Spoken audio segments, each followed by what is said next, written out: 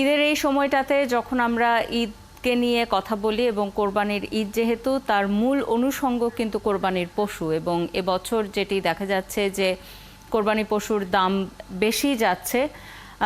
গতকাল ক্রেতা বিক্রেতাদের পক্ষ থেকে এক ধরনের পরস্পর বিরোধী বক্তব্য পাওয়া গেছে যে বিক্রেতারা বলছেন ক্রেতারা দাম ভালো বলছেন না, যা চাওয়া হচ্ছে তার অর্ধেক দাম বলছেন, যেই দামে আসলে পশু দেয়া সম্ভব হচ্ছে না। আবার ক্রেতারা যেটি বলছেন সেটি হচ্ছে যে বিক্রেতারা অতিরিক্ত দাম চাইছেন।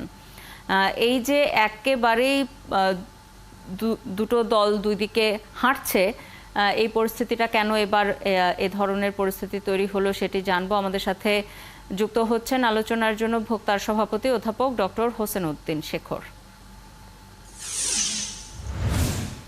স্বাগত জানাচ্ছি আপনাকে একাত্তর সকালে। শুভ সকাল। এবার কোরবানির পশুর হাটে দেখা যাচ্ছে যে দাম অনেক বেশি চাওয়া হচ্ছে, যেটি ক্রেতাদের অভিযোগ। আবার বিক্রেতারা যেটি বলছেন যে ক্রেতারা যা দাম চাওয়া হচ্ছে তার অর্ধেক বলে চলে যাচ্ছেন, দাম বলছেন খুবই কম, যেই দাম বলছেন সেই দামে পশু দেয়া যাচ্ছে না। এই যে বিস্তর ফারাক তৈরি হচ্ছে এবং শেষ পর্যন্ত নিশ্চয়ই পশু কিনতে হলে একটা মার্জিনাল জায়গায় আসতে হবে, কিন্তু এই যে অভিযোগটা যে বছর পশুর দাম বেশি যাচ্ছে, এটা কেন?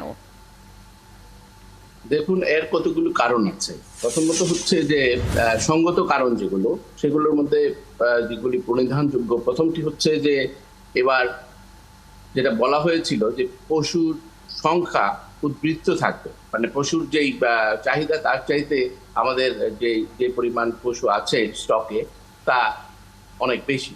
সেই ক্ষেত্রে কিন্তু পশুর দাম কম হওয়াই উচিত ছিল এবং সেটাই বাঞ্ছনীয় ছিল। কিন্তু দেখা যাচ্ছে যে মাঝারি ধরনের যেই পশুগুলো কোরবানির পশু, সেগুলি কিন্তু সংখ্যায় কম, এবং অতি বড় যেগুলি বা মধ্যবিত্ত কিংবা নিম্ন মধ্যবিত্তের ধরাছোঁয়ার বাইরে, সেগুলির দাম কিন্তু তুলনামূলকভাবে কম। এবং যেই কারণগুলোকে চিহ্নিত করা হচ্ছে যে পশুর দাম কেন এত বেশি, তার প্রধান কারণটি হচ্ছে যে পশু খাদ্যের অভাব, এবং পশু খাদ্যের যে অভাবনীয় মূল্য বৃদ্ধি হয়েছে তার কারণে পশু খাদ্যর অভাব, মূল্য বৃদ্ধির কারণ হচ্ছে প্রধান কারণ, এবং সেখানে 30 থেকে 40% বেড়ে গেছে পশু খাদ্যের মূল্য। এবং এটাকে ওভার দ্য পিরিয়ড মেনটেন করা, একটা পশু তো একটা বড় হতে একটা সময় লাগে, তাকে 6 থেকে 1 বছর পর্যন্ত যে খাওয়ানোর, এবং যারা ব্যবসায়ী তারা কিনে যে পালে, সেই সময়টায় দেখা যায় যে এদের মেনটেনেন্স কস্ট অনেক বেশি হয়ে যায়। তো এজ এ রেজাল্ট যেটা হয়েছে, এই কারণে একটা পশু খাদ্য বৃদ্ধি পেয়েছে, এই কারণে মূল্য বৃদ্ধি পেয়েছে। আরেকটা হচ্ছে যে সিন্ডিকেশনের কারণেও কিন্তু পশুর দাম বৃদ্ধি পেয়েছে। সিন্ডিকেশনের মধ্যে যেটা হচ্ছে যে মধ্যস্বত্বভোগীরা যখন ট্রান্সপোর্টেশন হয় তখন চাঁদাবাজি করে, এবং সেই চাঁদাবাজির কারণে মূল্য বৃদ্ধি পায়। দ্বিতীয়ত হচ্ছে যে আপনার এই যে আপনার রাখবেন ইলেকট্রিসিটি কস্ট, একটা যেখানে আপনি পশুগুলোকে পালন করবেন, সেখানে আপনার একটা ওভারঅল মেইনটেনেন্স কস্ট বেড়ে গেছে। এজ এ রেজাল্ট দেখা যাচ্ছে যে এগুলো রিফ্লেকশন এখানে আসছে, এবং সর্বক্ষেত্রেই কিন্তু এই ধরনের ঘটনাগুলি ঘটে যাচ্ছে।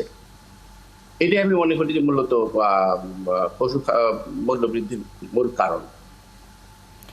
এই যে ভোক্তা পর্যায়ে যখন মধ্যবিত্তের কথা বলছিলেন যে বড় পশুর সংখ্যা বেশি এবং ছোট বা মাঝারি আকারের যে পশু, তাদের সেই পশুর সংখ্যা কম বলে এই দামের যে বিস্তর ফারাক সেটি দেখা যাচ্ছে। এবং এই যে বেশি দাম তো দিন শেষে ভোক্তার পকেট থেকেই যাবে। সেই জায়গা থেকে এই যে মাঝারি এবং ছোট যে পশুর সংখ্যা কম এবার হাটে, সেই অবস্থাটা কেন? গতকাল যিনি আমাদের সঙ্গে অতিথি হিসেবে এসেছিলেন তিনি যেটি জানাচ্ছিলেন যে এখনো পর্যন্ত আসলে বাজার জমে ওঠার পরিস্থিতি তৈরি হয়নি। হয়তো আজকে যারা হাটে যাবেন তারা ছোট বা মাঝারি গরুর দেখা পাবেন হাটে, এবং কাল হয়তো আরও বেশি পাওয়া যাবে। ঈদের আগের দিন পর্যন্ত সময় আছে। সেই জায়গা থেকে আপনি বলছেন যে এবার বড় গরুর সংখ্যা বেশি বাজারে, সে এই বড় গরুর সংখ্যা বেশি হলো কেন? এই যে মোটা তাজাকরণ বা বাইরে থেকে গরু আমদানি, সেক্ষেত্রে বড় গরুকে প্রাধান্য দেয়া, এই ধরনের কোনো ঘটনা কি ঘটেছে? অ্যাকচুয়ালি এই ক্ষেত্রে যেটা ঘটেছে সেটা হচ্ছে যে হাইব্রিড গরুর সংখ্যা কিন্তু অপেক্ষাকৃত বেশি। এখন দেখবেন যে বাজারে মূলত দুইটা শব্দ দেখবেন প্রচলিত আছে, যে দেশাল গরু এবং এই আপনার যেগুলো হাইব্রিড গরু। তো হাইব্রিড গরুর দিকে আস্তে আস্তে কিন্তু আমরা যাচ্ছি, যার কারণে বড় সাইজের গরু বাজারে আস্তে আস্তে আগামী বছরগুলোতে আরো বেশি পাওয়া যাবে। এই কারণে যে হাইব্রিডের মেনটেন্যান্সটা ইজি, এদের ফুডটা দেশি গরুর ফুড কিন্তু অনেক costly compare to the hybrid one, এবং সেই ক্ষেত্রে হাইব্রিড গরুর সংখ্যা বেশি আগামীতে হবে এবং বড় গরুর সংখ্যাই কিন্তু দিনে দিনে বাড়তে থাকবে। এবং সেই ক্ষেত্রে দেখা যাবে যে একজনের পক্ষে একটা গরু দেওয়া মধ্যবিত্তের পক্ষে কঠিন হয়ে দাঁড়াবে। সেই ক্ষেত্রে কয়েকজন মিলে একটা বড় গরু কেনার সম্ভাবনাই বাড়বে আগামী দিনগুলোতে। তো এইটাও ঠিক যে ছোট গরুর মানে যে মার্কেটটা, সেটা কিন্তু ক্রমশ আরো ছোট হয়ে যাবে আগামী দিনগুলোতে। এটা সাপ্লাই এবং ডিমান্ড এগুলো ছাড়াও ব্যবসায়িক একটা দিক আছে, যে ব্যবসায়ীরা কিন্তু বড়গুলো লালন পালন এবং সেটা সেল করে মুনাফা ইত্যাদির দিক, এইসব ফ্যাক্টরিগুলো চলে আসে। সেই কারণেই কিন্তু এদের সংখ্যা আস্তে আস্তে বৃদ্ধি পাচ্ছে। এই যে খাবারের দাম যে বেশি বলা হচ্ছে বারবারই, যে খাবারের গোখাদ্যের দাম বেশি বলেই পশুর দাম এবার বেশি, এই খাবারের দাম নিয়ন্ত্রণের উপায় কি?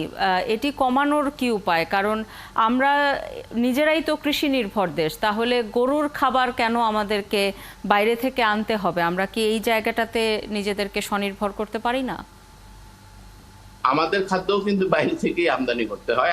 আমাদের ক্ষেত্রেও মানুষের যে খাদ্য সেগুলোও কিন্তু আমাদের, যেমন ফর এক্সাম্পল মশলা থেকে শুরু করে সবকিছুই আমরা বাইরে থেকে আমদানি করি। গরুর খাদ্যের মধ্যে যেগুলি থাকে, যেমন গম, ভুসি, তিসি, এগুলির অনেক কিছুই কিন্তু আমদানি নির্ভর, এবং সেই ক্ষেত্রে যখনই আমদানি করা হয় তখন কিন্তু আপনার অনেকগুলি ফ্যাক্টরস চলে আসে একসাথে।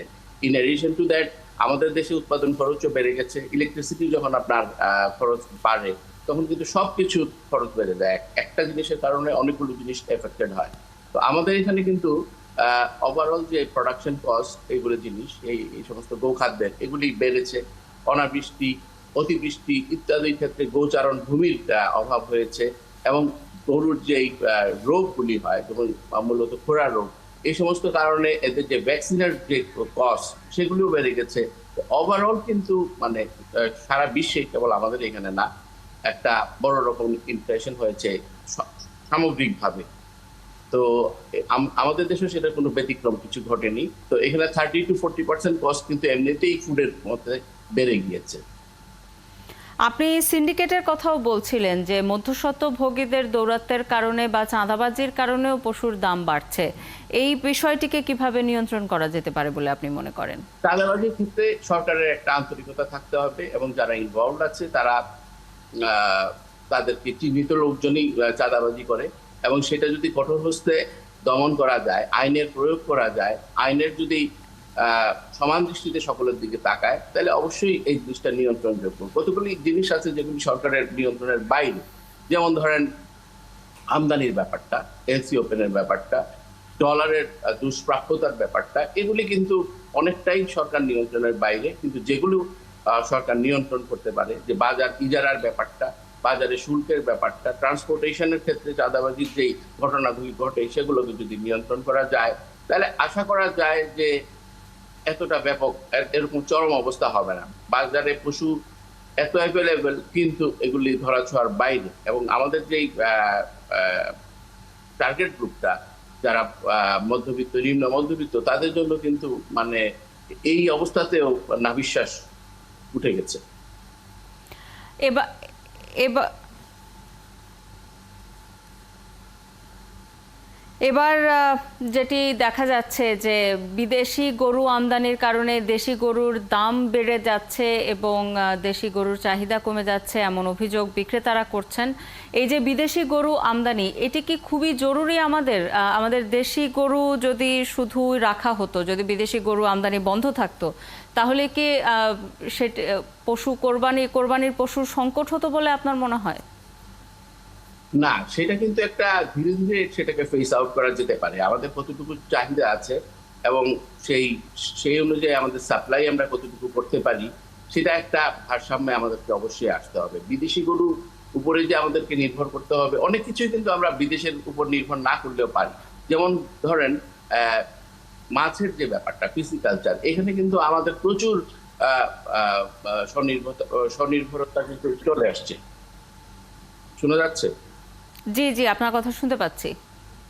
হ্যাঁ, আমরা যেমন ফিসিকালচারের ক্ষেত্রে, যেটাতে মৎস্য উৎপাদনের ক্ষেত্রে কিন্তু আমরা অনেকটাই স্বনির্ভর হয়ে গেছি এবং বাইরের মাছ কিন্তু আপনি দেখবেন না বাজারে, কিন্তু এই কোরবানির সময় কিছু ফরিয়া ব্যবসায়ী দেখা যায় যে বাইরের থেকে আহ, গরু নিয়ে আসে। বাইরে বলতে ভারত থেকেই বলে, ভারত থেকে আনার জন্য এখানের মার্কেট কিন্তু দেশীয় ব্যবসায়ীরা ইফেক্টেড হয় মারাত্মক রকম ভাবে, এবং সেটাও আমাদের মূল্যের উপর একটা প্রতিফলন ঘটে। কারণ বাজার সিন্ডিকেট কিন্তু লোকাল বাজারকেও নিয়ন্ত্রণ করে এই আমদানিকৃত গরুর কারণে। তো সেটার ক্ষেত্রে কিন্তু আমরা মুক্তি পেতে পারি যদি আমরা নিজেরা সেদিকে একটা দীর্ঘমেয়াদী পরিকল্পনা করে অগ্রসর হতে পারি। আপনাকে অসংখ্য ধন্যবাদ আমাদের সাথে যুক্ত হওয়ার জন্য। আমাদের সাথে যুক্ত হয়েছিলেন ভোক্তার সভাপতি অধ্যাপক ডক্টর হোসেন উদ্দিন শেখর। তিনি আমাদের সাথে কথা বলছিলেন মূলত কোরবানির পশুর যে দাম উঠেছে এবার এবং পশুর যে বাজার সেটি নিয়ে কথা বলছিলাম।